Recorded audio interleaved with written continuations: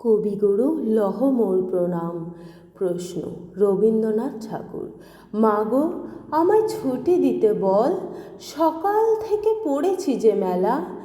এখন আমি তোমার ঘরে বসে করব শুধু পড়া পড়া খেলা।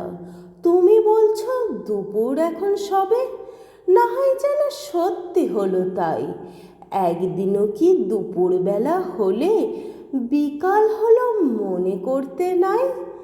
আমি তো বেশ ভাবতে পারি মনে, সূর্যি ডুবে গেছে মাঠের শেষে। বাগদি বুড়ি চুবড়ি ভরে নিয়ে শাক তুলেছে পুকুর ধারে এসে। আধার হলো মাদার গাছের তলা, কালি হয়ে এলো দিঘির জল। হাটের থেকে সবাই এলো ফিরে, মাঠের থেকে এলো চাষির দল।